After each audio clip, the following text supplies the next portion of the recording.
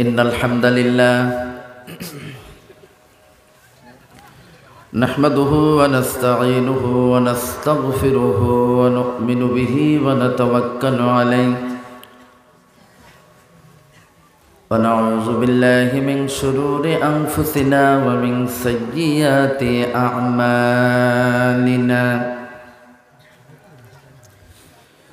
من يهده الله فلا مضل له ومن يضلله فلا هادي له ونشهد أن لا إله إلا الله وحده لا شريك له ونشهد أن سيدنا ونبينا وحبيبنا وشفيعنا ومولانا محمدا صلى الله عليه وسلم عبده ورسوله الذي أرسله بالحق بشيرا ونذيرا وداعيا إلى الله بإذنه وسراجا منيرا أما بعد فقد قال الله تعالى في كلامه المجيد وفرقان الحميد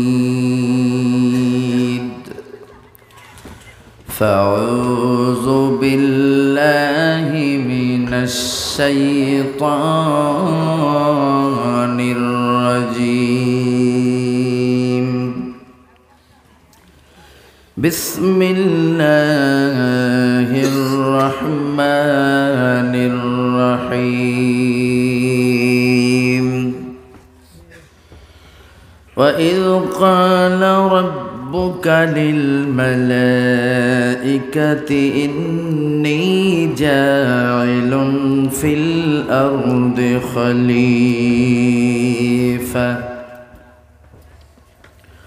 قالوا أتجعل فيها من يفسد فيها ويسفك الدماء قال إني أعلم ما لا تعلمون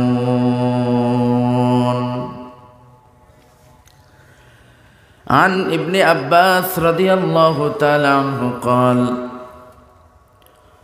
قال رسول الله صلى الله عليه وسلم الشيطان جاسم على قلب بني آدم فإذا ذكر الله خنس وإذا غفل وسوس رواه البخاري أو كما قال النبي صلى الله عليه وسلم وقال الله تعالى في شان حبيبه مخبرا وآمرا إن الله وملائكته يصلون على النبي يا أيها الذين آمنوا صلوا عليه وسلموا تسليما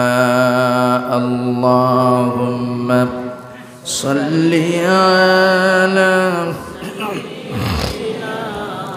مولانا محمد وعلى آل سيدنا مولانا محمد মন আমার কাঁদে রে প্রাণ আমার কাঁদে রে যেতে সোনার মদিনায় মদিনা যেতে মন কাঁদে সবারই কাঁদে আল্লাহ আমাদের সকলের জন্য আমাদের সকলকে মদিনার জন্য কবুল করুন বলে সকলে আল্লাহুম্মা আমিন। মন আমার কাঁদে রে, প্রাণ আমার কাঁদে রে, যেতে সোনার মদিনায়। যে মদিনা ধন্য হলো, যে মদিনা ধন্য হলো, পে তোমারি ঠিকানা। মন আমার কাঁদে রে, প্রাণ আমার কাঁদে রে, যেতে সোনার মদিনা। আল্লাহুম্মা সাল্লি আলা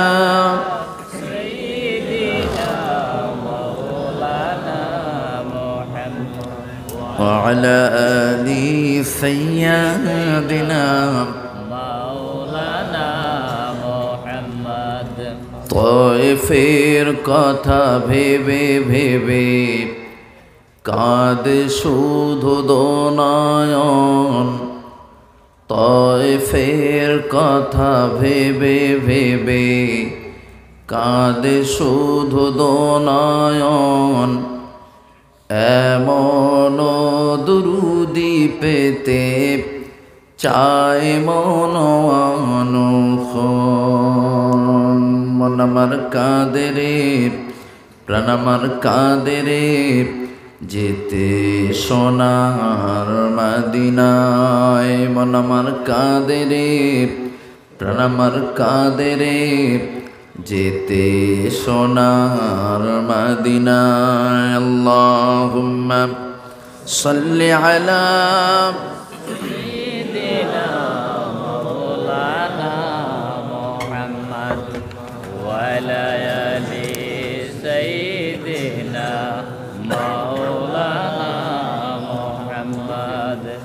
ঈশ্বরপার ও মাধবপুর তাফসিরুল কোরআন মাহফিল কর্তৃপক্ষের পরিচালনা আয়োজিত 3 দিনব্যাপী ঐতিহাসিক তাফসিরুল কোরআন মাহফিল পরিচালনাকারী আজকে প্রথম দিনে সম্মানিত সভাপতি সাহেব, আমার অত্যন্ত শ্রদ্ধাভাজন।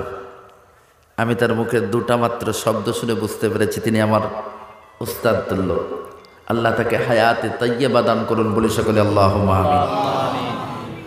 মঞ্চে উপবিষ্ট কর্তৃপক্ষের মনোপুত অন্যান্য ওলামা হযরত, অতিথিবৃন্দ, সম্মুখে উপবিষ্ট শেরে তাজ, পৃথ্বতুল্য আমার আব্বাজানেরা, সমবয়স্ক বন্ধুবর্গ, স্নেহের কুচি কুচি বাচ্চারা, আড়ালে আবডালে বসে মাইকের মাধ্যমে আমার কণ্ঠের আওয়াজ শুনছেন, এলাকার অত্যন্ত স্নেহময়ী, মমতাময়ী, আবেদা, সালেহা, ধার্মিকা মা ও বোনেরা, সকলকে আন্তরিক মোবারকবাদ জানিয়ে শুরু করছি গুনাহগার আবুল কালাম আজাদ আমার মুক্তাসার বক্তৃতা। তবে তার পূর্বে মহান স্রষ্টা আল্লাহ রাব্বুল আলামিনের দরবারে মন প্রাণ উজাড় করে উচ্চ আওয়াজে মস্তক নত কণ্ঠে কালিমাতুশ শুকর একটু শুকরিয়া জ্ঞাপন করি, বলি সকলে আলহামদুলিল্লাহ। সেই সাথে সাথে সরকারে দো আলম, আশরাফুল আম্বিয়া, সৈয়দুল মুরসালিন, রহমাতাল লিল আলামিন, নবী কুলের শিরোমণি, মা আমিনার নয়নের মণি, শাফাআতির কান্ডারি, মদিনাওয়ালা নবীর প্রতি অসংখ্য দুরূদ ও সালাম, বলি সকলে সাল্লাল্লাহু আলাইহি ওয়াসাল্লাম। আমার ভাইয়েরা, কোরআনে কারীম থেকে ছোট্ট একটা আয়াতে কারিমা আমি আপনাদের সম্মুখে পাঠ করেছি। বিশ্ব নবীর অগণিত হাদিসের মধ্য থেকে ক্ষুদ্র একটা হাদিসে নববী আমি আপনাদের সম্মুখে তুলে ধরেছি। কোরআনে কারীমের আয়াতে কারিমা এবং বিশ্ব নবীর হাদিসের সমন্বয়ে জাস্ট 2-4টে কথা আলোচনা করব। দীর্ঘক্ষণ আপনাদেরকে বিরক্ত করবে আমার চাহিদা আমার নাই, কারণ আজকের প্রথম দিন, এরপর আরও 2 দিন আমাদেরকে আলোচনা শুনতে হবে, ঠিক কিনা? আল্লাহ আমাদের সকলকে সুস্থ রাখুন বলি সকলে আল্লাহুম্মা আমিন। প্রতিদিনের প্রতিটা মুফাসসিরের তাফসীর শোনার তৌফিক আমাদেরকে দান করুন বলি সকলে আল্লাহুম্মা আমিন। কোরআন শরীফের পারা নম্বর 1, পৃষ্ঠা নম্বর 5, সূরার নাম সূরা বাকারা, আয়াত নম্বর 30 নম্বর আয়াতে কারিমা আমি আপনাদের সম্মুখে পাঠ করেছি। বিশ্বনবীর অগণিত হাদিসের মধ্য থেকে সহিহ বুখারী থেকে ক্ষুদ্র একটা হাদিসে নববী আমি আপনাদের সম্মুখে পাঠ করেছি।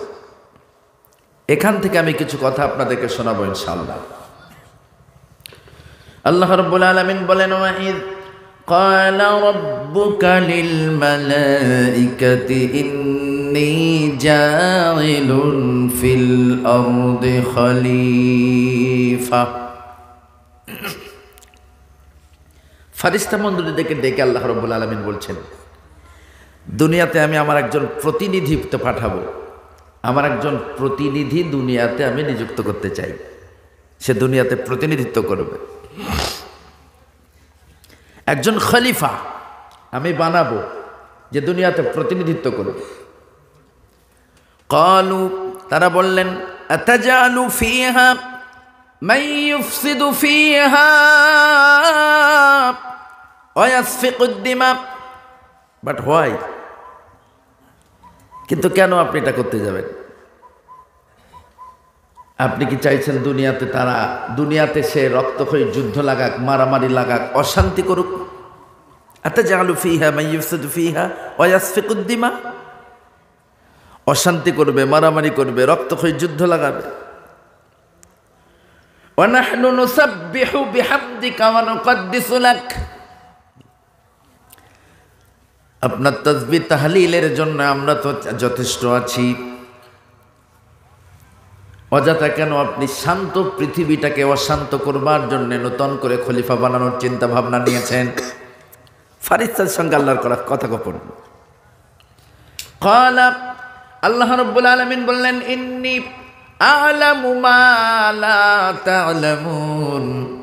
ফারিস্তারা, আমি যা জানি তোমরা তা জানো না। বলুন সুবহানাল্লাহ। তারা রক্তক্ষয়ী যুদ্ধ লাগাবে, নামাজ তাসবিহ তাহলিল করবে, নামাজ সুজুদ আদায় করবে, এটা আমার থেকে তোমরা বেশি জানো না।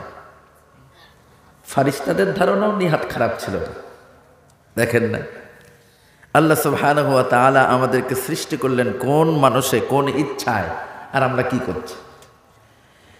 এক কথায় আল্লাহ রাব্বুল আলামিনের ইচ্ছার বাইরে ফারিস্তারাও যেতে পারেন না, ঠিক কি না? তারপরেও আল্লাহ ফারিস্তাদের মতামত নেওয়ার জন্য জিজ্ঞাসা করলেন, পেশ করলেন যে আমি আমার পক্ষ থেকে জমিনের উপরে, পৃথিবীর উপরে একজন খলিফা বানাতে চাই যে আমার প্রতিনিধিত্ব করবে। ফারিস্তারা যথেষ্ট প্রকারে বাধা দিলেন। তারপরে আল্লাহ তাদের বাধাকে খণ্ডন করলেন কিভাবে? ইন্নী আ'লামু মা লা তা'লামুন, নিশ্চয়ই আমি যা জানি তোমরা তা জানো না। আল্লাহ রাব্বুল আলামিনের ইচ্ছা অনুযায়ী ফারিস্তা জিবরিলকে ডাকলেন, ও জিবরিল চলে যাও, যেহেতু জমিনের ফারিস্তা, যেহেতু জমিনের খলিফা বানাবো, জমিন থেকে মাটি নিয়ে এসো। জিবরিল আমিন জমিন থেকে মাটি নেওয়ার জন্য যখন আসলেন, জমিনের ক্রন্দন দেখে ফিরে গেলেন। রব্বুল আলামিন আল্লাহ, জমিনের ক্রন্দন দেখে আমার কলিজা কেঁপে গেছে, আমি মাটি আনতে পারলাম না, ব্যর্থ হয়েছি। ইসরাফিলকে বলা হলো, যাও জমিন থেকে মাটি নিয়ে আসো। ইসরাফিল জমিনের ক্রন্দন দেখে চলে গেল, পারলাম না, ব্যর্থ হয়েছি। মিকাইলকে বলা হলো, যাও মাটি নিয়ে এসো। ও মুসলমান ভাইরা, মিকাইলও জিবরাইল এবং ইসরাফিলের মতো বেঁকে গেলেন, পারলাম না। শেষ পর্যায়ে আল্লাহ রাব্বুল আলামিন ফারিস্তা আজরাইলকে বললেন, আজরাইল জমিনের পরে যাও, জমিন থেকে মাটি নিয়ে এসো, জমিনের মাটি দিয়ে আমি জমিনের খলিফাকে বানাতে চাই। আল্লাহর ফারিস্তা আজরাইল জমিনে আসলেন, এক খামচা মাত্র মাটি নিলেন। জমিন থেকে এক খামচা মাটি নেওয়ার, যে মাটিটা তিনি জমিন থেকে তুলেছিলেন, মুফাসসিরিনগণ বলেন তার পরিমাণ ছিল 40 মনেরও বেশি। কত মন? 40 মনেরও বেশি। জান্নাতের ভিতরে জমিনের মাটি দ্বীপ আল্লাহ রাব্বুল আলামিন ফারিস্তাদেরকে বললেন, আমার আদমের হাত বানাও, পা বানাও, পেট বানাও, শরীরের সব অঙ্গ প্রত্যঙ্গগুলা বানাও। কাঁধ পর্যন্ত যখন বানানো হয়ে গেল, রব্বুল আলামিন ফারিস্তাদেরকে ডেকে বললেন, ফারিস্তারা যতদূর গিয়েছো আর নয়, কারণ এত সময় তোমরা যা যা বানিয়েছো, হাত বানিয়েছো, হাত আদম তার নিজের কাজে ব্যবহার করবে। পা বানিয়েছো, পা আদম তার নিজের কাজে ব্যবহার করবে। পিঠ আদমের নিজের কাজে ব্যবহার হবে। অবশিষ্ট অংশটুকু আদম আমি মাবুদ আমার কাজে ব্যবহার করবে। এই জন্যে আমি আমার কুদরতি হাতে আদমের মস্তকটা বানাতে চাই। আল্লাহ রাব্বুল আলামিন আপন কুদরতি হাতে আদম আলাইহিস সালাতু ওয়াস সালামের মুখমণ্ডল ও মস্তক বানালেন। অতঃপর আদমকে শিক্ষা দিলেন, বিভিন্ন বস্তুর নাম নথিপত্র শিক্ষা দিলেন। ফারিস্তাদেরকে আল্লাহ এরপর ডেকে বললেন, ফারিস্তারা এই সমস্ত বস্তুগুলার নাম তোমরা কি বলতে পারবা? ফারিস্তারা সারেন্ডার হয়ে গেলেন, না রব্বুল আলামিন আল্লাহ, আমরা তো তার নাম জানি না। এরপর আদমকে বললেন, আদম তুমি বলো। যে সমস্ত বস্তুর নাম আদমকে জিজ্ঞাসা করলেন, পূর্বে আল্লাহ আদমকে শিখিয়ে দিলেন।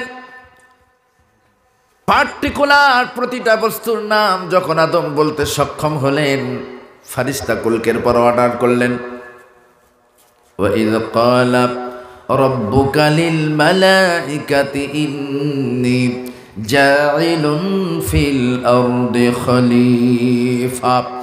যে খলিফা আল্লাহ রাব্বুল আলামিন বানালেন জান্নাতের ভিতরে, সেই খলিফার পায়ের কাছে সব ফারিস্তাদেরকে সিজদায় মাথা নত করতে বললেন। ফারিস্তারা সকলেই সিজদায় পড়ে গেল, একমাত্র আজাদিল ছাড়া।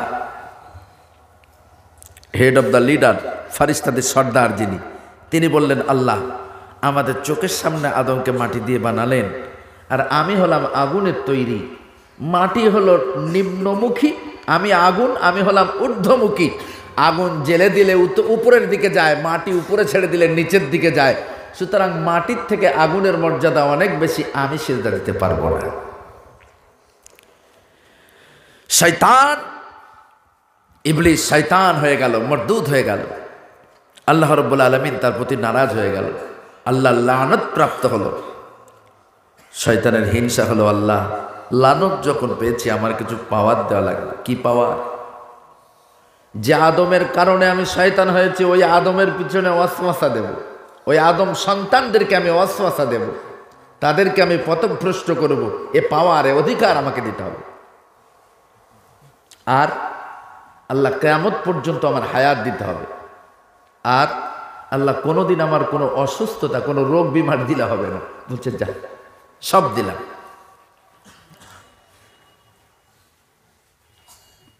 ইবলিসের পরে চলে যাচ্ছে আদমের পিছনে দাগা দেওয়ার জন্যে।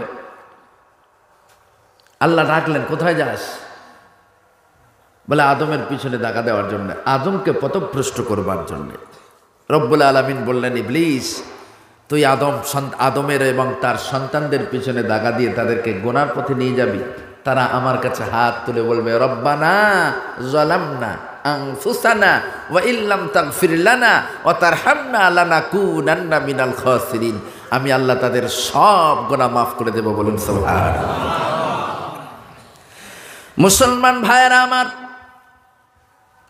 আল্লাহ রাব্বুল আলামিন আদমকে সৃষ্টি করবার পরে ডাইরেক্ট বলে দিলেন, আদম রে তুমি একা কি আছো, আমি যথেষ্ট বুঝতে পেরেছি। তোমার কষ্ট লাগে, একা জান্নাতের ভিতরে তোমার ভালো লাগে না, তোমার একজন সাথী সঙ্গিনীর প্রয়োজন আছে। রব্বুল আলামিন আল্লাহ আদমের বাম পাঁজর দিয়ে হযরত হাওয়াকে সৃষ্টি করলেন। হাওয়াকে বানানোর পরে আদমের সঙ্গে হাওয়ার বিয়ে দিয়ে দিলেন। অতঃপর বললেন, অকুলনা ইয়া آدم اسكن أنت وزوجك الجنة وكلا منها رغدا حيث شئتما ولا تقربا هذه الشجرة فتكونا من الظالمين। الله أكبر الله أكبر। আদম রে, জান্নাতের সব নাজ নেয়ামত তোমাদের জন্য বিলকুল জায়েজ, যেখানে খুশি যাও, যা ইচ্ছা হয় খাও, চাহিদা মতো খাও, বাধা দেওয়ার কেউ নাই। তবে নির্দিষ্ট একটা গাছকে দেখিয়ে বললেন, ওই গাছের কিনারায় কোশ্চিনকালেও যেও না। যে গাছটাকে মুফাসসিরিনগণ বলছেন গন্ধম গাছ। স্পষ্ট বলছেন,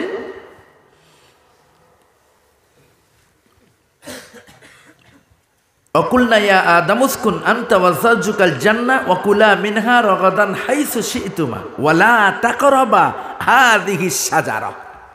নির্দিষ্ট একটা গাছ দেখে বললেন হাযিহিস শাজারা, এই গাছের কিনারায় যাও। কিন্তু ইবলিস তো পূর্বেই আল্লাহর কাছ থেকে প্রতিজ্ঞাবদ্ধ, আল্লাহর কাছ থেকে অর্ডার নিয়ে নিয়েছেন আমি আদমের পিছনে দেখা দেব। আদম আলাইহিস সালাতু ওয়াস সালাম বিবি হাওয়াকে নিয়ে জান্নাতের ভিতরে সুখে সংসারের জীবন কাটাচ্ছেন। যখন যেটা ইচ্ছা জান্নাতের নাজ নামত ভোগ করছেন, হঠাৎ করে একদিন হাওয়াকে ডেকে ইবলিস বলছে, হাওয়া তুমি কি চাও চিরস্থায়ীভাবে জান্নাতে থাকতে, নাকি কদিন পরে জান্নাত থেকে আল্লাহ তোমাকে বার করে দেবে, এটা চাও? বলছে না, এত সুন্দর নেয়ামতে পরিপূর্ণ জান্নাত ছেড়ে কেউ কি যেতে চায়? দাগা দেওয়া শুরু করলো। এরপর ইবলিস হাওয়ারি, চিরস্থায়ী জান্নাতে যদি থাকতে চাও তাহলে আমি তোমাকে একটা বস্তু দেব, সেটা তুমি খাও, পান করো, এবং তুমি তোমার স্বামী আদমকেও সেটা পান করাও, কারণ তুমি চিরস্থায়ী জান্নাতি হবে, জান্নাতের ভিতরে চিরস্থায়ী থাকবে, আর তোমার স্বামী বেরিয়ে যাবে, এটা হয় না। গন্ধমের নির্যাস প্রথমে বিবি হাওয়াকে, অতঃপর হাওয়ার মাধ্যমে আদম আলাইহিস সালাতু ওয়াস সালামকে খাইয়ে দিলেন ইবলিস। যখন এর গন্ধমের নির্যাস পেটে গেল, আদম চিৎকার মেরে বলল, আল্লাহ সর্বনাশ হয়েছে। কি হয়েছে? আল্লাহ আমার টয়লেটের প্রয়োজন হয়েছে। রব্বুল আলামিন আল্লাহ বললেন, জান্নাত তো বড় পবিত্র জায়গা, এখানে টয়লেটের কোনো ব্যবস্থা নাই। কুলনাহবিতু মিনহা জামি, তুমি গন্ধম ফল খেয়েছো। রব্বুল আলামিন আল্লাহকে লক্ষ্য করে আদম বললেন, না আল্লাহ আমি খাই নাই। বলছে তার মানে তুমি যদি না খাও তোমার টয়লেটের প্রয়োজন হবে কেন? আদম বলে, আল্লাহ আমি খাই নাই, আমাকে খাওয়ানো হয়েছে। খাই নাই, আমাকে খাওয়ানো হয়েছে। কে খাইয়েছে? আমার বিবি হাওয়া খাইয়েছে। হাওয়াকে প্রশ্ন করলে তুমি কেন খাওয়ালে? ইবলিস আমাকে বলেছে যদি চিরস্থায়ী জান্নাতে থাকতে চাও তাহলে খাও, স্বামীকে খাওয়াও, সেই জন্য আমি খেয়েছি, স্বামীকেও খাইয়েছি। বেশ ভালো করেছ। জান্নাত বড় পবিত্র জায়গা, নেয়ামতে পরিপূর্ণ, টয়লেটের কোনো ব্যবস্থা জান্নাতে নাই।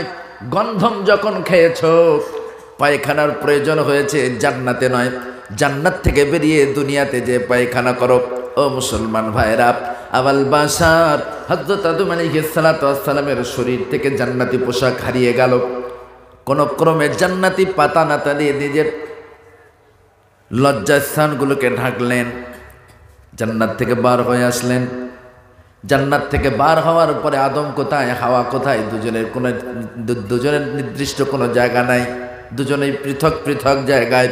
কন্টিনিউ আদম আলাইহিস সালাতু ওয়াস সালাম কাঁদতে লাগলেন, রব্বানা যালামনা আনফুসানা ওয়া ইল্লাম তাগফির লানা ওয়া তারহামনা লানাকুনান্না মিনাল খাসিরিন। কন্টিনিউ। কোন মুফাসসিরিনগণ বলেছেন 300 বছর কন্টিনিউ ক্রন্দনের পরে আল্লাহর মনে বড় দয়া হলো। আল্লাহ আবার আদমকে বললেন, ফাইম্মা ইয়াতিয়ান্নাকুম মিন্নী হুদান ফামান তাবিআ হুদায়া ফালা খাউফুন আলাইহিম ওয়ালা হুম ইয়াহজানুন। ও আদম, জান্নাত থেকে তোমাকে বার করে দিয়েছি, এই জন্য তোমার বুঝি বড় কষ্ট হচ্ছে। জান্নাতের মায়া, জান্নাতের নাজ নেয়ামত তুমি ভুলতে পারছো না। জান্নাত থেকে তোমাকে বার করে দিয়েছি তার অর্থই নয় আর কোশ্চিনকালেও তুমি জান্নাতে আসতে পারবে না, এমনটা নয়। বরং তোমাকে জান্নাত থেকে বার করে দিয়েছি বটে, আমার পক্ষ থেকে তোমার জন্য হেদায়া যাবে, তোমার জন্য মুক্তির সনদ যাবে, গাইডলাইন যাবে। আদম রে, আমি আল্লাহ কথা দিলাম, তুমি তোমার বংশের সমস্ত সন্তানাদি যদি সেই মুক্তির সনদ তথা হেদায়া অনুযায়ী দুনিয়াদারি করতে পারে, আমি আল্লাহ কথা দিলাম তুমি শুদ্ধা তোমার 14 গোষ্ঠীকে আবার জান্নাতের ভিতরে তুলে নেব। আরো জোরে বলুন সুবহানাল্লাহ। শর্ত কি? শর্ত হলো আমার পক্ষ থেকে তোমার জন্য হেদায়া যাবে, গাইডলাইন যাবে। ফাইম্মা ইয়াতিয়ান্নাকুম মিন্নি হুদা ফামান তাবিআ হুদায়া ফালা খাউফুন আলাইহিম ওয়ালা হুম ইয়াহজানুন। হেদায়া যাবে, সেই হেদায়া অনুযায়ী যদি তুমি দুনিয়াদারি করতে পারো, সেই হেদায়া অনুযায়ী যদি তুমি চলতে পারো, তাহলে শুধু তোমাকে নয়, আমি আল্লাহ কথা দিলাম তুমি তোমার বিবি হাওয়া শুদ্ধা তোমাদের 14 গোষ্ঠীকে আবারও জান্নাতে তুলে নেব। বলুন সুবহানাল্লাহ। এ কথা কি আজকে অবতীর্ণ হয়েছে আমাদের কাছে? এ কথা কি আজকে আসছে আমাদের কাছে? না, প্রায় 1500 বছর পূর্বে আমরা জানতে পেরেছি। তারপরেও আজকে আমাদের যুব সমাজ আধুনিকতায় এতটাই গা ভাসিয়ে দিয়েছে, আধুনিকতায় গা ভাসিয়ে দিয়ে নিজেদেরকে হাইব্রিড মার্কা মুসলমানে রূপান্তরিত করেছে। আহা, কোরআনের কথা আর ভালো লাগে না, বরং কোরআনের মাহফিল, কোরআনের মঞ্চ সদা সর্বদা ফাঁকা। এ জায়গায় ড্যান্স হাঙ্গামার মাহফিল যদি হতো, তাহলে কানায় কানায় পরিপূর্ণ একটা মানুষও ঢোকার জায়গা থাকতো না। অবশ্য শিলচরের মানুষ ভালো, করিমগঞ্জের মানুষ বড় ভালো, এরা কোরআনের মাহফিলে আসে, ড্যান্স হাঙ্গামায় যায় না। ঠিক কি না? ড্যান্স হাঙ্গামায় এরা যায়টাই না, অনলি কোরআনের মাহফিলেই আসে। হ্যাঁ, আর আমার কলিকাতায় ড্যান্স হাঙ্গামার মাহফিলে শুধু যায় তা নয়, এই যে কয়েকদিন আগে গেল ক্রিসমাস ডে, 31st নাইট, 1 জানুয়ারি, এই সমস্ত ডেগুলাকে কেন্দ্র করে মুসলমান ঘরের মুসলমান মায়ের সন্তানেরা নির্লজ্জের মতো মদ পান করেছে। বড় বড় ডিজে বাজি রোডের উপর দিয়ে যখন পেরিয়ে গিয়েছে, গুপগাপ করে যেন কলিজার ভিতরে আঘাত করছে এমন তার মিউজিক। আবার রাত্র অন্ধকারে মদ নামের পাগলা পানিটা এত বেশি পরিমাণে পান করেছে, মদ্যপ অবস্থায় বাড়ি টলতে টলতে ঢুকেছে। তাদের বাবাকে যদি বলা হয়, তোমার ছেলেকে দেখলাম মদ খেয়ে মাতলামি করছে, বাবা জবাব দেয়, এই বয়সে তারা একটু আমোদ প্রমোদ করবে না তো কখন করবে? কি সুন্দর বাবা, এই বয়সে তারা একটু ফুর্তি করবে না তো কখন করবে? আজ আমি আপনাকে বলে দিচ্ছি, শুনে রাখেন, যে সমস্ত বাবারা ছেলেদের মদ পান করার পরেও তাদের কোনো প্রতিবাদ করেন না, ওই ছেলে বড় হয়ে পূর্ণাঙ্গ মাতাল হয়ে টলতে টলতে বউরে কোনোদিন মা বলে বসে থাকবে। এমন অনেক নজির আছে, এমন অনেক দৃষ্টান্ত আছে। মদের ঘরে বউরে মা বলে ডাকাডাকি শুরু,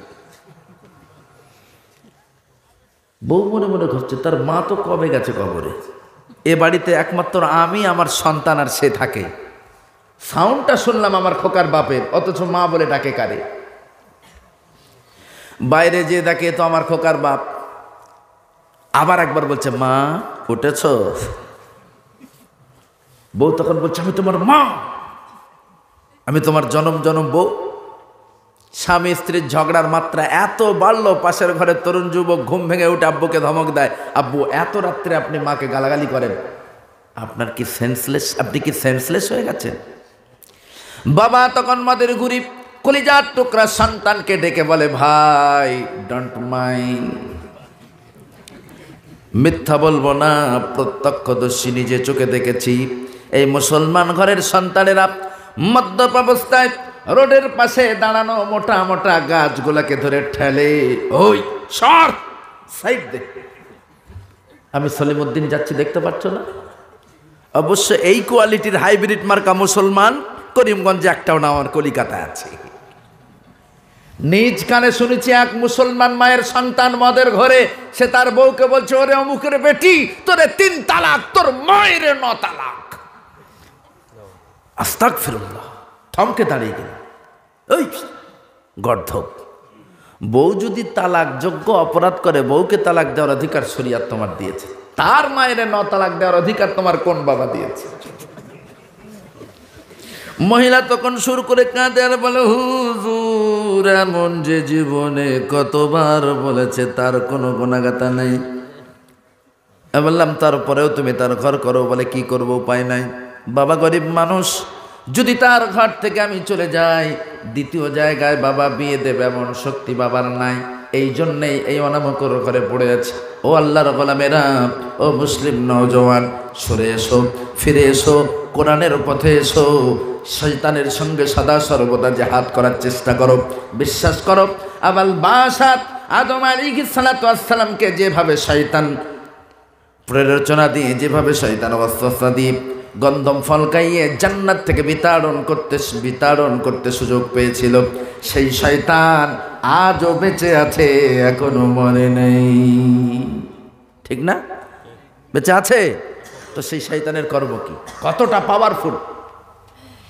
আন ইবনে আব্বাস রাদিয়াল্লাহু তাআলা আনহু قال قال رسول الله صلى الله عليه وسلم الشيطان جاثم على قلب بني آدم فإذا ذكر الله خنث وإذا غفل وسوس। বিশ্বনবী বলেন, প্রত্যেকটা আদম সন্তানের কলবের চতুর্দিকে শয়তান ঘাপটি মেরে চুপটি মেরে বসে থাকে। দেখে বান্দা কখন খোদা বলা হয়ে যায়, কখন আল্লাহর স্মরণ থেকে বিচ্ছিন্ন হয়ে যায়, কখন আল্লাহর স্মরণ থেকে বান্দা দূরে সরে যায়। যখনই বান্দা আল্লাহর স্মরণ থেকে দূরে সরে যায়, অমনি শয়তান তার ঈমানের উপরে হামলা করে। এখন কলব কি জিনিস সেটাই হয়তো অনেকে জানি না। কলব আমাদের ভিতরে একেবারে ক্ষুদ্র একটা গোস্তের টুকরা। ওই কলবটা যার পবিত্র আছে তার সারাটা বডি পবিত্র, কলব যার অপবিত্র তার সারাটা বডি অপবিত্র। হাজারো সিজদা আমরা মালিকের দরবারে দিই না কেন, কলব যদি অপবিত্র হয় একটা সিজদাও আল্লাহর দরবারে গ্রান্টেড নয়। কলব যদি পবিত্র না হয় তাহলে শত শত নয় লক্ষ লক্ষ সিজদা বেফলে যাবে। আর কলব যদি পবিত্র হয় একটা সিজদায় আপনি আল্লাহকে ডাকবেন আল্লাহ, অমনি আমার আল্লাহ কি চাও বান্দা বলে উত্তর দেওয়া আপনার জন্য, আল্লাহর জন্য ওয়াজিব হয়ে যায়। বলেন সুবহানাল্লাহ। কি বলছেন বিশ্বনবী? প্রত্যেকটা আদম সন্তানের কলবের চতুর্দিকে শয়তান ঘাপটি মেরে বসবেন। জ্ঞান অর্জন করতে পারলে, আল্লাহর স্মরণ আল্লাহর ভয় অন্তরে থাকলে কিভাবে আমরা তা থেকে বাঁচতে পারব? আল্লাহর মহান ওলি শাহ ওলিউল্লাহ মুহাদ্দিস দেহলভী রহমাতুল্লাহ আলাইহি, ওলামা ইকরামদের কাছে নামটা অতি কমন, কিন্তু সাধারণ মানুষ সকলে হয়তো তার নাম শুনেননি। আল্লাহর মহান একজন ওলি শাহ ওলিউল্লাহ মুহাদ্দিস দেহলভী রহমাতুল্লাহ আলাইহি।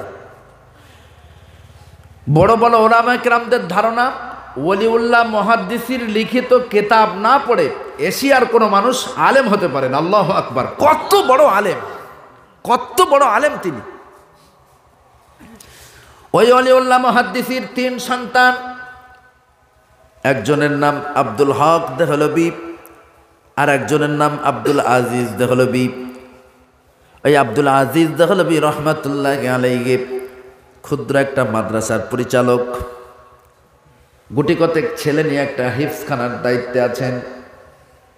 আজকের দিনে আমাদের মাদ্রাসাগুলার বোর্ডিং হয়েছে, মাদ্রাসায় রান্না হয়, ছেলেদের খাওয়ানো হয়, কিন্তু আর্থিক অনাটনের কারণে তখনকার দিনে সব মাদ্রাসায় বোর্ডিং ছিল না।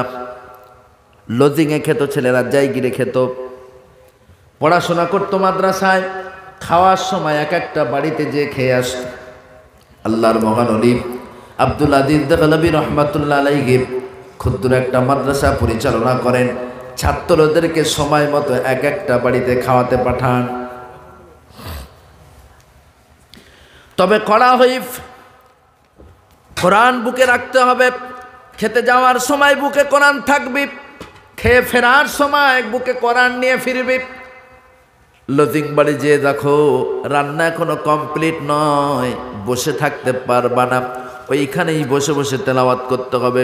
রান্না যখন হয়ে যাবে তেলাওয়াত বন্ধ করে দিয়ে আবারও কোরআন বুকে নিয়ে মাদ্রাসায় চলে আস। ছাত্ররা কন্টিনিউ বুকে কোরআন নিয়ে লজিং বাড়ি যায় আসে, খায় আবারও ফিরে আসে। কোনো একদিন এক মাদ্রাসা পড়ুয়া ছাত্রকে লক্ষ্য করে এক কোটিপতি রমণী বড় এক ব্যবসায়ীর বউ সেই বাচ্চাটার দিকে তাকিয়ে লোলক দৃষ্টিতে তাকিয়ে অন্তরে অনেক নাপাক স্বপ্ন জাগালো। মনে মনে ভাবলো, হারে একেবারে ফারিস্তার মতো চেহারা ছেলেটার, ওই ছেলেটাকে যদি আমি আমার বেডরুমে পেতাম, ছেলেটার সঙ্গে যৌন চাহিদা পূর্ণ করতাম, যৌন চাহিদা মেটাতাম, ওই ছেলেটাকে যদি আমার বেডরুমে কিছু সময়ের জন্য পেতাম, তাহলে আমার কলিজাটা ঠান্ডা হয়ে যেত। ছেলেটা বুকে কোরআন নিয়ে হেঁটে হেঁটে যায়, আর মহিলা দেখে যেন একটা ফারিস্তা হেঁটে হেঁটে যায়। এমন একটা নাপাক স্বপ্ন ওই মহিলা বসে বসে দেখেছে।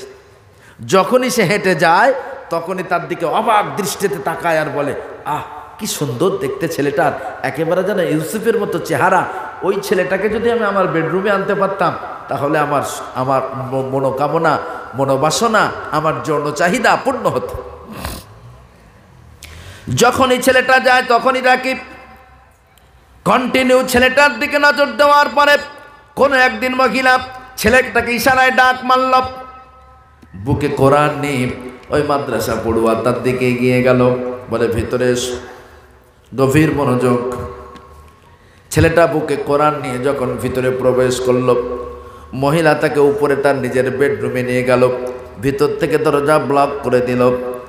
বাচ্চাটাকে এরবার বলল, তোমার বুকে যেটা আছে কোরআনটা সাইডে রেখে আমার দিকে এগিয়ে এসো। ছাত্র বলল, আমার বুকের জায়গা, কোরআনের জায়গা আমার বুকে, আমার বুক থেকে কোরআন নড়বে না। বলুন কি প্রয়োজন আপনার? কোরআন সঙ্গে নেই, আপনার প্রয়োজন মেটাবো। বলছে সম্ভব নয়। তোমাকে বলছি শোনো, কোরআনটা সাইডে রাখো, তারপরে আমার দিকে এগিয়ে এসো, না হলে আমি এখনই লোকজন জড়ো করব। লোকজন জড়ো করে আমি তোমাকে কিন্তু এখনই বিপদে ফেলবো। আমি হই হট্টগোল করে লোকজন জড়ো করে তোমাকে মারধর খাওয়াবো। মুসলমান ভাইরা আমার, যখনই ছেলেটাকে প্রেসার ক্রেডিট করা হলো, ইমিডিয়েটলি কোরআনটাকে সাইডে রাখো, আমার দিকে এগিয়ে আসো, না হলে আমি লোকজন জড়ো করে তোমাকে মার খাওয়াবো। ছেলেটা টেনশনে পড়ে গেল, মালিকের দরবারে একটা ফোন মারল, ও রব্বুল আলামিন, আল্লাহ জানি না কি মহামারী বিপদ আমার সম্মুখে আছে, মহিলা যেভাবে আমার উপরে জুলুম করছে, মনে হয় আমি বিপদে পড়ে গেছি। আল্লাহ রব্বুল আলামিনের কাছে যখন সে আবেদন করল, মালিক তুমি আমার ইজ্জতের মালিক, তুমি আমার ইমানের মালিক, আমার ইমান ও ইজ্জতের মালিক, তুমি আল্লাহ আমার ইমান ও ইজ্জতের হেফাজত করো। এমন করে আল্লাহর কাছে দরখাস্ত পাঠানোর পরে ছেলেটা কোরআনটা শক্ত করে ধরে বসে আছে। মহিলা বারবার আহ্বান করে, এসো, ইমিডিয়েটলি আমার দিকে এগিয়ে এসো, কোরআনটাকে সাইডে রাখো, দেখো আমার চেহারা কত সুন্দর, আমার দিকে এগিয়ে এসো। আমি অনেক আগে থেকে তোমাকে নিয়ে স্বপ্ন দেখেছি, তোমাকে নিয়ে যৌন চাহিদা পূর্ণ করব। আমার মতো সুন্দরী মেয়ে পেয়ে তুমি এখনো কেন নিজেকে দাঁড় করিয়ে গেছো? তাড়াতাড়ি এসো, দেরি করো না। দ্রুত যখন এভাবে করে ছেলেটাকে ডাক মারল, চোখের কোনা দিয়ে ছেলেটার পানিও ঝরে গড়িয়ে পড়তে লাগলো। হায়, এ মহিলা কি প্রস্তাব আমার কাছে দেয়! বুকে কোরআন নিয়ে দাঁড়িয়ে দাঁড়িয়ে কাঁদেন, আল্লাহর কাছে বারবার ফরিয়াদ করে, ও রব্বুল আলামিন, আল্লাহ আমার ইমানের মালিক আপনি, আমার আমলের মালিক আপনি, আমার ইজ্জতের মালিক আপনি, আপনি আমার ইমান ও ইজ্জতকে হেফাজত করুন। এমন করে যখন প্রভুর কাছে কাঁদি, মহিলা বলে, দেখো আমার ঘরে আর দ্বিতীয় কোনো মানুষ নাই, তোমার ক্রন্দন কেউ শুনতে পাবে না।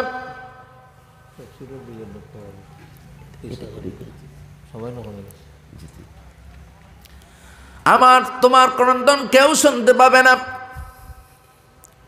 ও মুসলমান ভাইরা, যখনই এমন করে কাঁদতে লাগলো, মহিলা এরপরে বলল, তাড়াতাড়ি এসো, না হলে আমি তোমার হাত ধরে টেনে আনবো। কোরআনটাকে সাইডে রাখলো, বাধ্যতামূলক কোরআনটা সাইডে রাখলো। মহিলা যখন হাত ধরে টানা হেঁচড়া করে, ছেলেটা বলে, আল্লাহর বান্দি, আমি তোমার সব ইচ্ছা পূরণ করব, তবে আমার বড় হাজতের প্রয়োজন হয়েছে, আমি আগে হাজত ছেড়ে আসি, তারপর যা বলবা তাই করব। মহিলা বলে, দূরে যাওয়া লাগবে না, পাশেই আছে অ্যাটাচ টয়লেট, চলে যাও ভিতরে, যে পায়খানা করে এসো, তারপরে আমার যৌন চাহিদা পূর্ণ করো।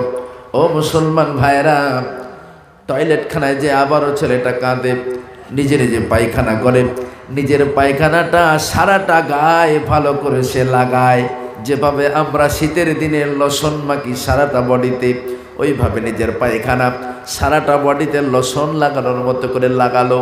এরপরে বাইরে বেরিয়ে আসলো। মহিলার পরে তার দিকে তাকিয়ে দেখে জিজ্ঞাসা করলো, তোমার গায়ে কি? ছেলেটা বলে, এটা অন্য কিছু নয়, এটা আমার নিজস্ব কোম্পানির প্রোডাকশন। বুঝলেন না? এটা জার্মানি নয়, জাপানি নয়, এটা আমার নিজ কোম্পানির প্রোডাকশন, আমার নিজের পায়খানা, ইচ্ছা মতো গায়ে লাগিয়েছি। বলো এরপর আমি তোমার কি কাজে আসতে পারি? মহিলা তখন নাক ধরে বলে, দূর হয়ে যা, তুই বেরিয়ে যা এখান থেকে, দরকার নাই আর তোর। আমার ঘর নষ্ট করিস না, আমার ঘরকে অপবিত্র করিস না, আমার ঘরকে নোংরা করিস না, চলে যা, দূর হয়ে যা, বার হয়ে যা। কোন ক্রমে ছেলেটা নিজের টুপি দিয়ে কোরআনটাকে হেফাজত করে বেরিয়ে গেল।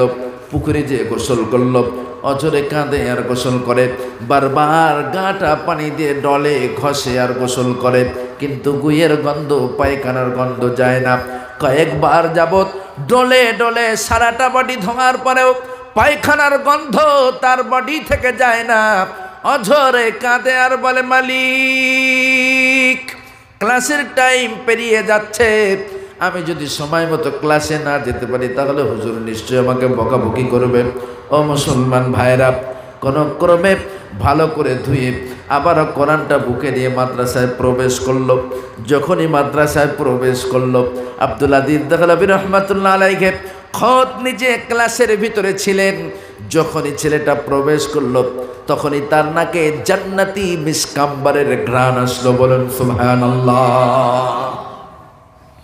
আল্লাহর মহান ওলি ডুকরে কেঁদে উঠে বললেন, কে কে কে জান্নাতি মিস্ক মেখেছে? কে? এ মিস্ক আমি জান্নাত ছাড়া পৃথিবীর কোন জায়গায় দেখি নাই। বলেন সুবহানাল্লাহ। ডুকরে ডুকরে কাঁদে আর বলে, বলো ও বৎসরা, বলো কে তোমরা জান্নাতি মিসকাম্বার মেখেছো, বলো।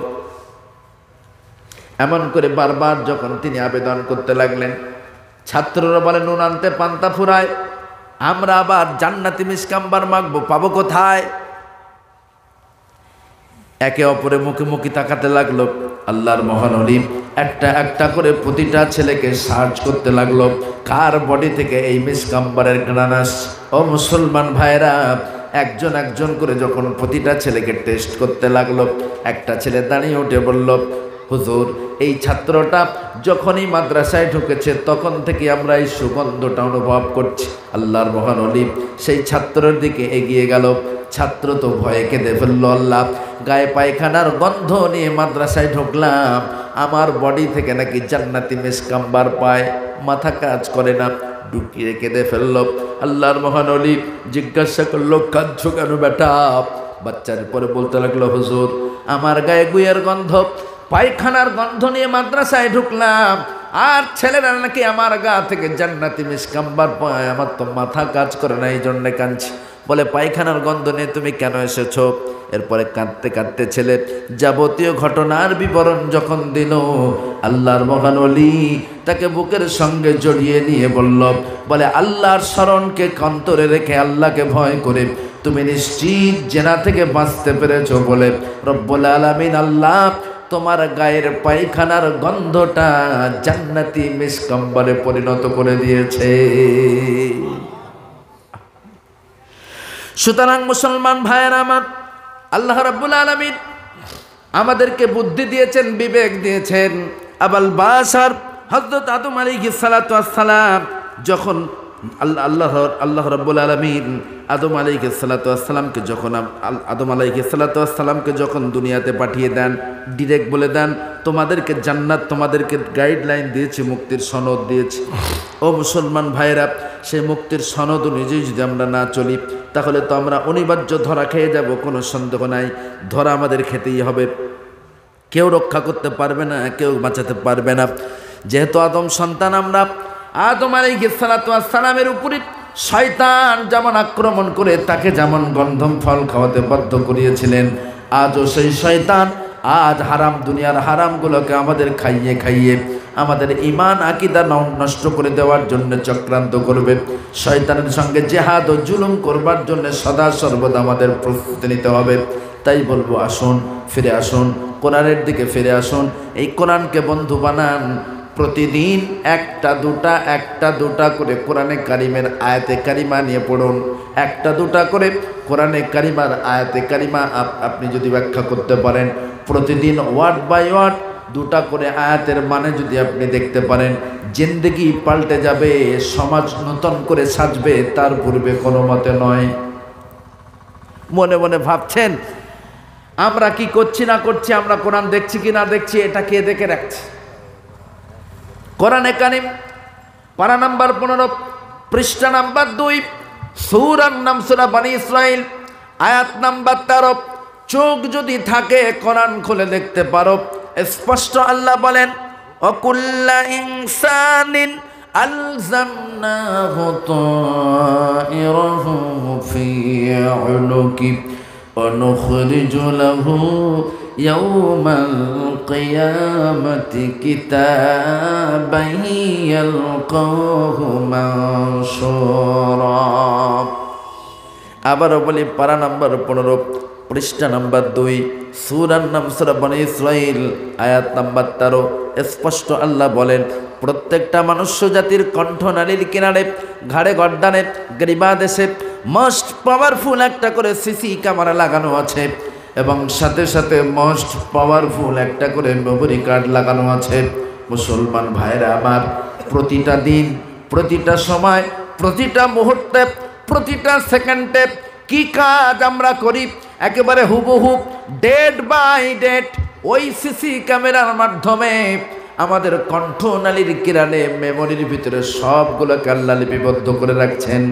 অনুখরিজু লাহু ইয়াউমাল কিয়ামাতি কিতাবান ইয়ালকাহু মানশুরা, যেগুলাকে ওপেন করে দেওয়া হবে কিয়ামতের দিন, কিতাবান ইয়ালকাহু মানশুরা, একেবারে কিতাব। জাররা জাররা পরিমাণ ঈমান, জাররা জাররা পরিমাণ নেক আমল আল্লাহ ছাড়বেন না, জাররা জাররা পরিমাণ বদ আমল আল্লাহ ছাড়বেন না। সবগুলো হুবহু ডেট বাই ডেট কণ্ঠনালীর কিনারায় জমা করা হচ্ছে। স্পষ্ট সম্মুখে তুলে দিয়ে আল্লাহ বলবেন, ইকরা ইকরা, পড়ো। আমরা তো বাঙালি মানুষ, আরবি পড়তে পারবো না। সেদিন আল্লাহকে বলবো, আল্লাহ আমরা আরবি পড়তে জানি না। আল্লাহ আবার বলবেন, হে করা, প্রেসার ক্রেডিট করে বলবেন, হে করা। আমরা বলবো, আল্লাহ পড়তে জানি না। আবারও আল্লাহ বলবেন, হে করা, পড়ো বান্দা পড়ো, তোমার আমলনামা তুমি নিজেই পড়ো। মুফাসসিরিনগণ বলেন, তৃতীয়বার যখন আল্লাহ বলবে পড়ো বান্দা, তখন প্রতিটা হাসরবাসী নিজেদের আমলনামা গোনা সুন্দর আরবিতে এত সুন্দরভাবে গড়গড় করে পড়তে থাকবে, এত সুন্দরভাবে নিজেদের আমলনামা পাঠ করে শোনাতে থাকবে, মনে হবে যেন হাসরের প্রতিটা মানুষ আরবিতে এমএ করে বসে আছে। আল্লাহ এরপরে বলবেন, বান্দা তোমার আমলনামা তুমি নিজে পড়েছ, তুমি নিজে বুঝেছ, এরপরে তুমি বলো বান্দা তুমি জান্নাতি নাকি জাহান্নামী। ও মুসলমান ভাইরা, সমাজটা এমন একটা জায়গায় গিয়েছে, মানুষ যদি কোরআন থেকে কথা বলে হুজুরের উপরে রেগে যায়।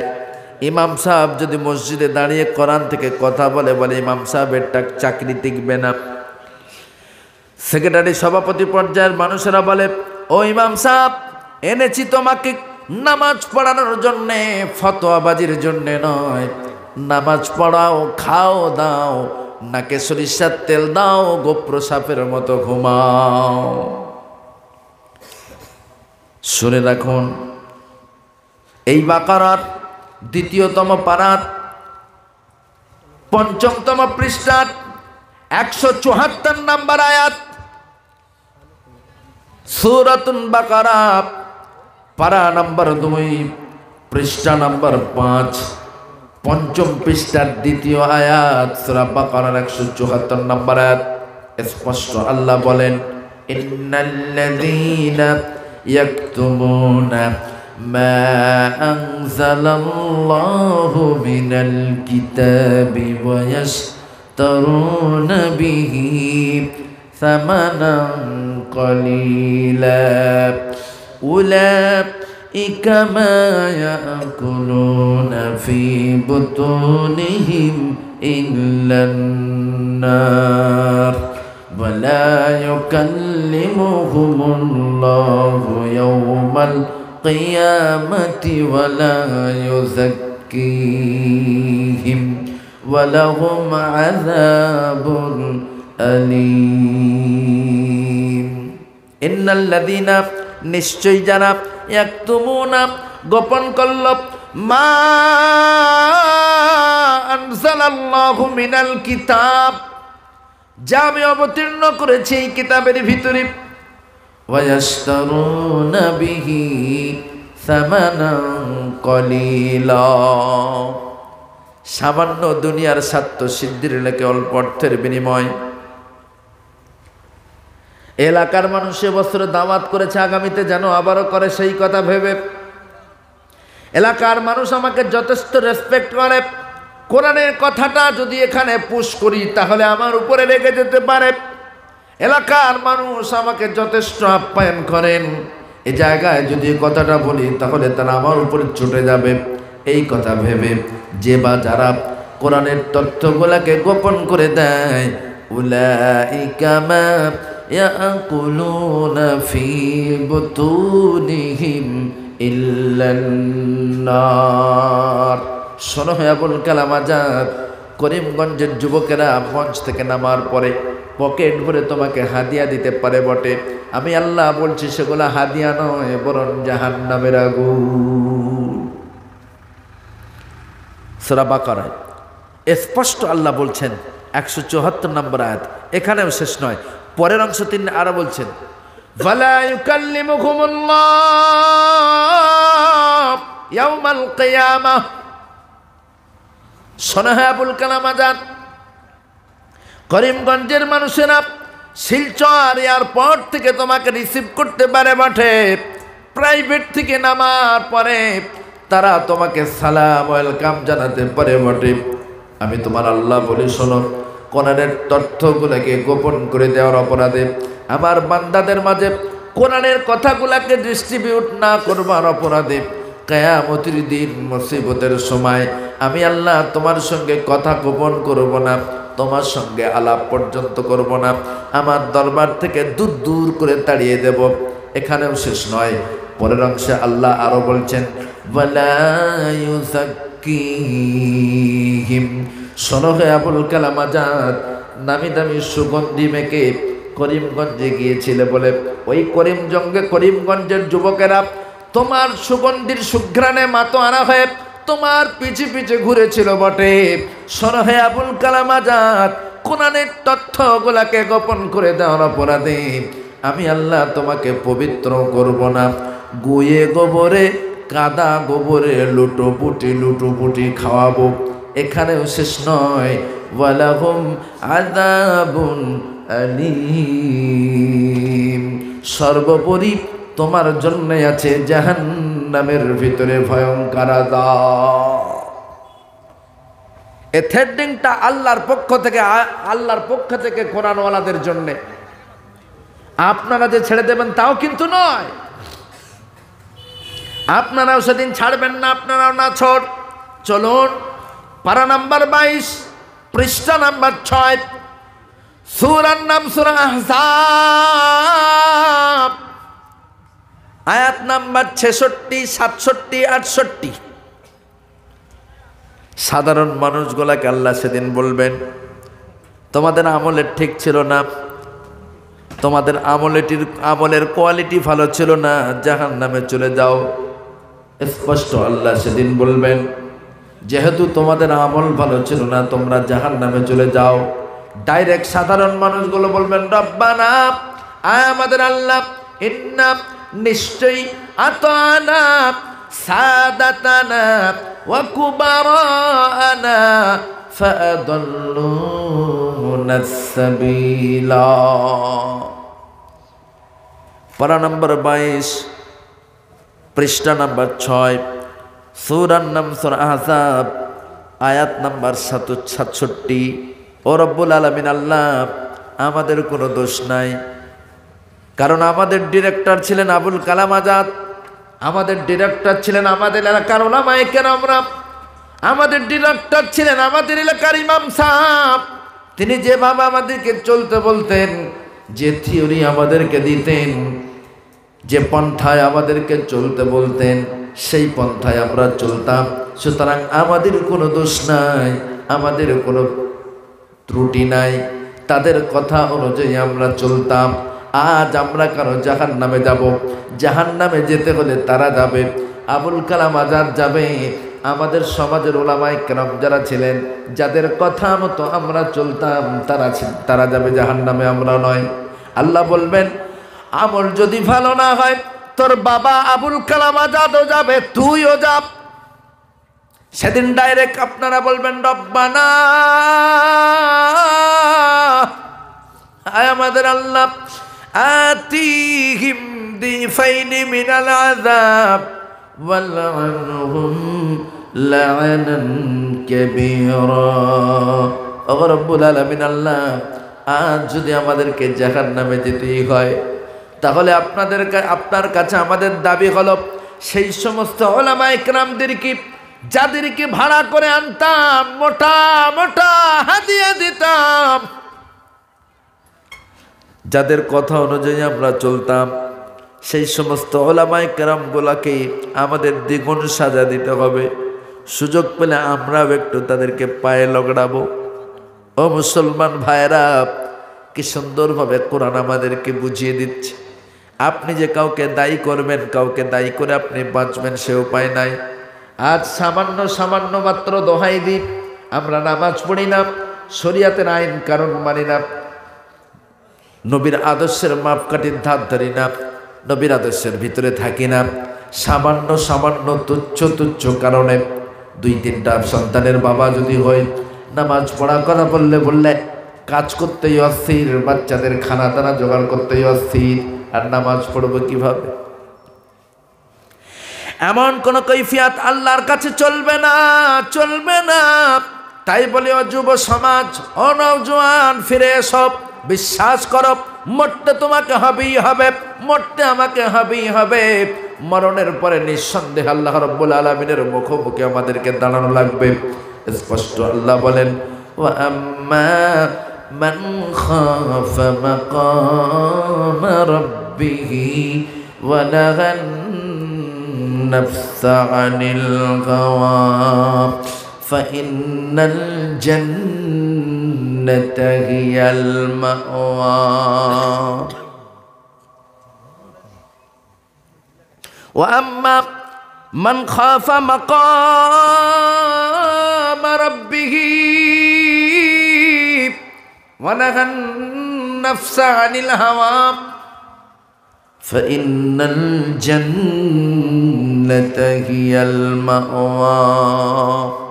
পারা নাম্বার 30, পৃষ্ঠা নাম্বার 4, সূরার নাম সূরা নাজিআত, আয়াত নাম্বার 40 ও 41।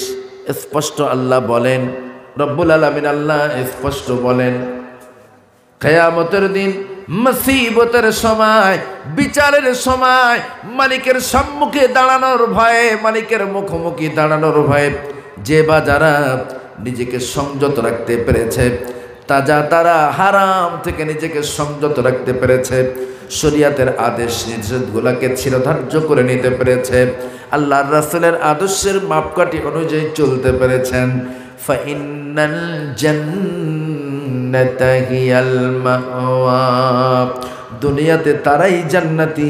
বলুন সুবহানাল্লাহ।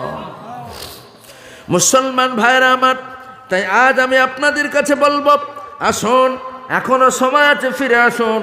ও যুব সমাজ, না আজে বাজে সাইটের ভিতরে নয়, আজ আপনি প্লে স্টোর থেকে ডাউনলোড করুন। কি সুন্দর সুন্দর তাফসির বেরিয়ে গেছে, বিভিন্ন রাইটারের লেখা তাফসির, বিভিন্ন রাইটারের লেখা তাফসির বিভিন্ন ভাষায়, একেবারে সাবলীল বাংলা ভাষায় আপনি কোরআনের ভিতরে মোহাম্মদ রফি লতা মঙ্গেশকরের গান না নামিয়ে, ন্যাংটি ছবি ন্যাংটি অনুষ্ঠান না নামিয়ে আপনি কোরআনের একটা তাফসির নামান। সেই তাফসির থেকে প্রতিদিন দুটা দুটা করে আয়াতে কারিমার তরজমা দেখুন, দুটা দুটা করে আয়াতে কারিমার শব্দার্থ দেখুন। যদি প্রতিদিন দুটা করে আয়াতের কন্টিনিউ শব্দার্থ দেখতে পারেন, আল্লাহর কসম আপনার জিন্দেগি পরিবর্তন হবে। নচেত কোনো অবস্থাতেই কপাল পোড়া রোগ আমাদের ভালো হবে না। বুঝলেন না? সমাজে পরিবর্তন আনতে হলে কোরআনের সঙ্গে আমাদের সম্পর্ক বাড়তে হবে।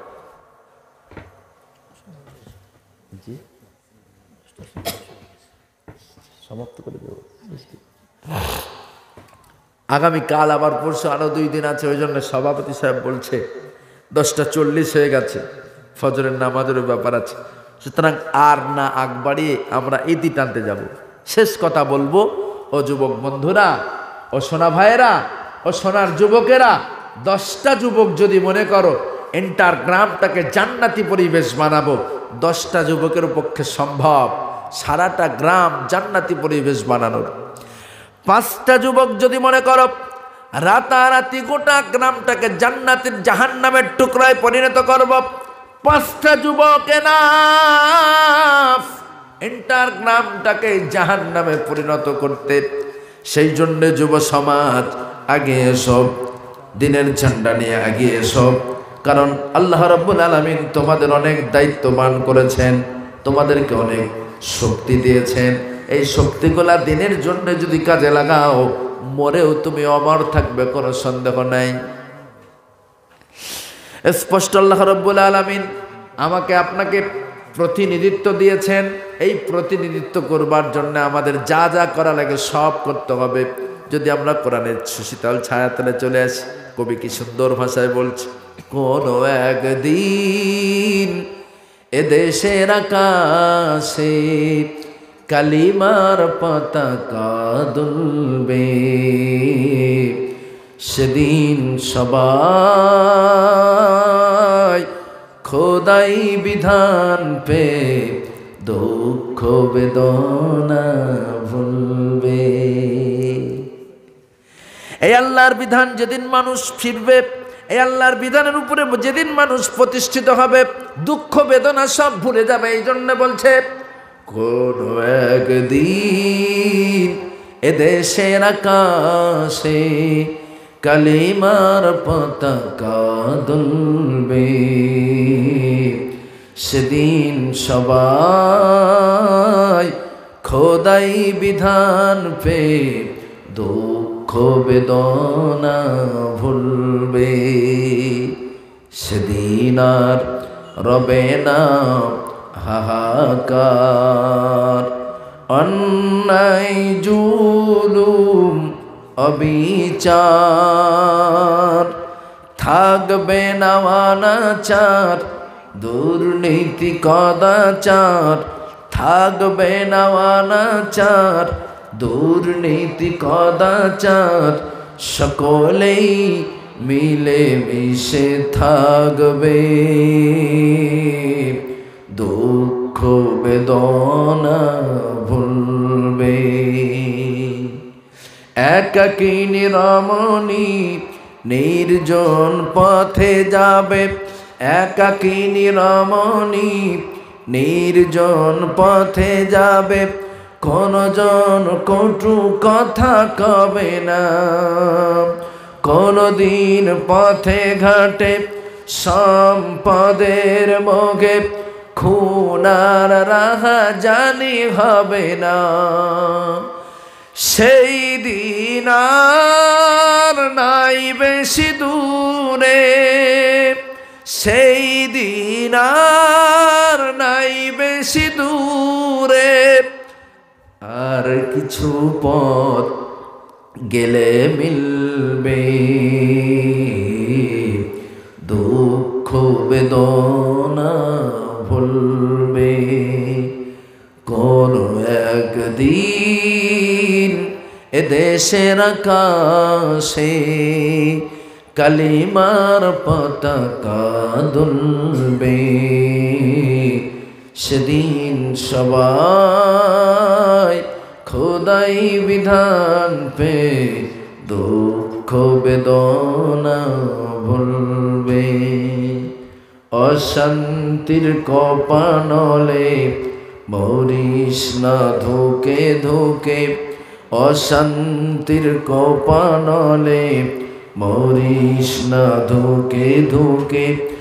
আয় তোরা কোরআনের দিকে আয়, খোদার আইন ছাড়া অন্য কিছুতে আর, খোদার আইন ছাড়া অন্য কিছুতে আর মানুষের শান্তি না মিলবে। দুঃখ বেদনা ভুলবে কোনো একদিন এদেশের আকাশে। আলহামদুলিল্লাহ, 11:15 বেজে গেছে, আর বিরক্ত করব না। ফজরের নামাজ আছে, আগামীকালকে আবারও মাহফিল আছে, সুতরাং আর আমরা বিরক্ত না করে তাহাজ্জুদের ওয়াক্তে পৌঁছে গেছি।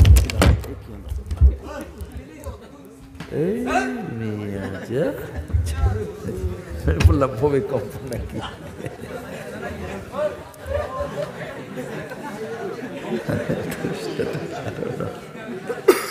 দোষটা তারও নয়, আপনারা ওগুলো একটু বিছিয়ে ভিতরে লুকিয়ে রাখেন। যাই বা হোক, তাহাজ্জুদের ওয়াক্তে আমরা পৌঁছে গেছি। আমরা সকলেই গুনাহগার, গুনাহ মাফের আশা নিয়ে মালিকের দরবারে একটু ইস্তিগফার পাঠ করি। আউযু বিল্লাহি মিনাশ শাইতানির রাজীম, বিসমিল্লাহির রহমানির রহিম। আস্তাগফিরুল্লাহ রব্বি মিন কুল্লি যামবি ওয়া আতুবু ইলাইহি, লা হাওলা ওয়ালা কুওয়াতা ইল্লা বিল্লাহিল আলিয়্যিল আযীম। আশহাদু আল্লা ইলাহা ইল্লাল্লাহ ওয়া আশহাদু আন্না মুহাম্মাদান আবদুহু ওয়া রাসূলুহু। আমরা কমিটির কোষাধ্যক্ষ বেশি আমার আজকে মানে অসুস্থ কমিটির কোষাধ্যক্ষ। আমরা সকলেই গুনাহগার, গুনাহ মাফের আশা নিয়ে মালিকের দরবারে হাত পাতি। আল্লাহুম্মা আমিন। আল্লাহুম্মা ইন্না নাসআলুকা ঈমানান কামিলা ওয়া ইয়াকিনান সাদিকান ওয়া রিজকান ওয়াসিআন ওয়া কলবান মুনাওয়ারান ওয়া তাওফীকান ইহসানা ওয়া সাবরান জামিলান ওয়া লিসানান যাকিরা ওয়া বাদানান সালিমা ওয়া তাওবাতান নাসুহা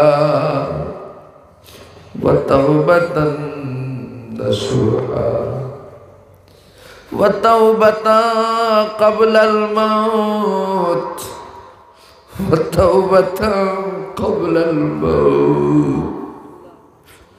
هون علينا سكرة الموت رحمة ومغفرة عند الموت والعفاء عند الحساب والفوز بالجنة والنجاة من النار والفوز بالجنة والنجاة من النار يا عزيز يا غفار يا رب العالمين অধম গুনাহগার বান্দা তালাবনা গুনার বোঝা মাথায় নিয়ে দুটো করে ঘোরা বাঁকা হাত পবিত্র রজব মাসের কোন এক রজনীতে ভিক্ষুকের ন্যায় আপনার দরবারে পেতেছি। মেহেরবানি করে আমাদের বিগত জিন্দগির तमाम গুনাহগুলোকে মাফ করে দিন। রাতের অন্ধকারে দিনের আলোতে শয়তানের ওয়াসওয়াসায় পড়ে নফসের ধোঁকায় পড়ি সাগীরা কবিরা যত প্রকার গুনাহ করে ফেলেছি সব গুনাহগুলো আমাদের মাফ করে দিন। হাত তোলার পূর্বে কোরআন সুন্নাহর আলোকে কিছু কথা আমরা শুনেছি। আমার পূর্বে ওলামায়ে কেরামরা অনেক তথ্যমূলক আলোচনা দিয়েছেন। আমি অধম গুনাহগার গুটি কতক কথা বলেছি। মেহেরবানি করে আমাদের অনুষ্ঠানগুলোকে আপনার দরবারে ইলাহিতে মঞ্জুর করে নিন। রব্বুল আলামিন আল্লাহ, এলাকাবাসী এবং তরুণ তুর্কি যুবক বন্ধুরা অক্লান্ত পরিশ্রম করে তাফসীর মাহফিল প্রতিষ্ঠিত করেছে। মেহেরবানি করে এই মাহফিলকে কবুল মঞ্জুর করে নিন। রাজি ও খুশি হয়ে বিনিময় গুলা পরিপূর্ণরূপে দান করুন।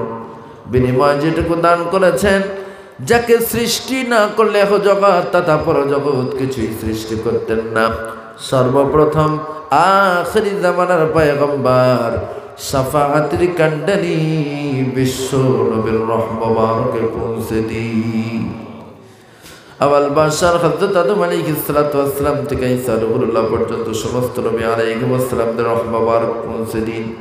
আমাদের নবীর সাহাবী তাবেঈদের রহমত পৌঁছে দিন। খাস করে চার ইমামগণ হুজুরদের রহমত পৌঁছে দিন। এমনি করে যত আউলিয়ায়ে কেরাম, উলামায়ে কেরাম, মুফতিয়ে কেরাম, কারিয়ে কেরাম, হুফাজে কেরাম, হুজ্জাতে কেরাম দুনিয়া ছেড়ে চলে গিয়েছেন, তাদের সকলের রহমত পৌঁছে দিন। তাম পৃথিবীর মাটির নিচে যত মুসলিম নরনারী জিন ইনসান যে যেখানে জনম জনম জাল্লা জাল্লা পরিমাণে আমার নিয়ে কবরের ভিতরে শুয়ে আছেন, তাদের সকলের রহমত পৌঁছে দিন। বিশেষ করে মালিক, আমাদের কাছের মানুষ জানা, দাদু দাদি, নানা নানি, শ্বশুর শাশুড়ি, ভাই ব্রাদার, সন্তানাদি, যে যাকে যেখানে কবরের ভিতরে দাফন করে রেখেছি, তাদের সকলের রহমত পৌঁছে দিন। বিশেষ করে দুনিয়ার সব থেকে বড় নিয়ামত আব্বা বলে ডাকার মতো বট বৃক্ষকে আমরা যারা হারিয়ে ফেলেছি, আল্লাহ আমাদের আব্বারা আমাদের কি লালিত পালিত করতে যে হয়তো অনেক নামাজ ছেড়ে দিয়েছে, রোজা ছেড়ে দিয়েছে, হয়তো অনেক মিথ্যা বলে ফেলেছে। রব্বুল আলামিন আল্লাহ আজ আমাদের আব্বাদের মাগফিরাতের জন্য ভিক্ষুকের মতো করিয়ে মালিক, আমাদের আব্বাদেরকে মাফ করে দিন, আমাদের আব্বাদেরকে ক্ষমা করে দিন। আমাদের কারো আব্বার কবরে যদি আযাব হয়, রহমান নামের ওসিলা করে মাফ করে দিন।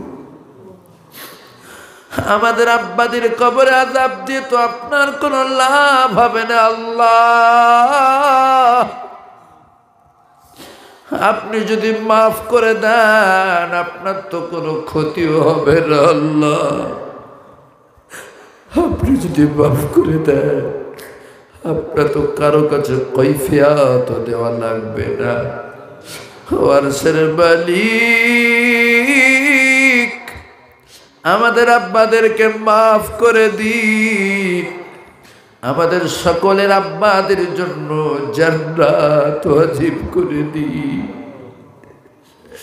জনন দুঃখিনী মা, গর্ভধারিণী মাকে আমরা তারা হারিয়ে ফেলেছি আল্লাহ। মা বড় দামি সম্পদ, আমাদের ভাইদের রহমতকে পৌঁছে দিন। আমাদের কারো মায়ের কবরে যদি আযাব হয়, মাফ করে দিন। রব্বুল আলামিন আল্লাহ আমাদের মায়েদের কবরগুলোকে নূর আলা নূর বানিয়ে দিন। আমাদের আব্বা মায়েরা যারা হায়াতে আছে আল্লাহ তাদেরকে সুস্থ রাখুন। রব্বুল আলামিন হায়াতে তাইয়্যিবা দান করুন। পরওয়ারদিগারে আলাম এ তাফসীর পরিচালনাকারী তাফসীরের মাহফিলকে সুন্দরভাবে সাজানোর জন্য যে কমিটি আনাছে, কমিটির প্রতিটা সদস্য বৃন্দের প্রতি আপনি রহমত বর্ষণ করুন আল্লাহ। বিশেষ করে কোষাধ্যক্ষ সাহেব অসুস্থ আছেন, আল্লাহ থেকে পূর্ণাঙ্গ সুস্থতা দান করুন। আজকে এমন একটা দিনে তিনি সুস্থ থাকলে নিশ্চয়ই যথেষ্ট ভূমিকা নিতেন। সকলে আছে এখানে, তিনি আছেন হসপিটালে। রব্বুল আলামিন আপনি রোগদাতা, আপনি শেফাদাতা, মেহেরবানি করে তাকে পূর্ণাঙ্গ সুস্থতা দান করুন, সকলকে সুস্থ রাখুন। আরো যারা বিমারি আছে তাদেরকে আরোগ্য দান করুন। পরওয়ারদিগার আলাম, যতগুলা মানুষ আমরা হাত পেতেছি আমাদের সকলের প্রতি শান্তি ও রহমত নাযিল করুন। বিশেষ করে যে সমস্ত যুবক বৃন্দনা অক্লান্ত পরিশ্রম করে মাহফিলের ইন্তজাম করেছে, আমাদের এই কলিজার যুবক বন্ধুগুলাকে জান্নাতি যুবক হিসাবে কবুল করে নিন আল্লাহ। কমিটির প্রত্যেকটা সদস্যকে জান্নাতি হিসাবে কবুল করে নিন। শ্রোতা হিসাবে যত মানুষ একত্রিত হয়েছি সকলের জন্য এ মাহফিলকে নাজাতের জারিয়া হিসাবে কবুল করে নিন। আল্লাহ তাআলা খাস করে সভাপতি সাহেবের শরীরকে সুস্থ রাখুন। মাবুদ গো, যত উলামায়ে কেরাম আছেন আমাদের সকলের ইলমে বারাকা দান করুন। আপনার হাবিবে রাসূলের तमाम দোয়াগুলোকে মঞ্জুর করুন। সাল্লাল্লাহু তাআলা আলা রাসূলি খায়রি খালকিহি ওয়া নূরি আরশিহি সাইয়্যিদিনা মুহাম্মাদিন ওয়া আলিহি ওয়া আসহাবিহি আজমাইন। সুবহান রাব্বিকা রাব্বিল ইজ্জাতি আম্মা ইয়াসিফুন ওয়া সালামুন আলাল মুরসালিন ওয়ালহামদুলিল্লাহি রাব্বিল আলামিন। আসসালামু আলাইকুম ওয়া রাহমাতুল্লাহ।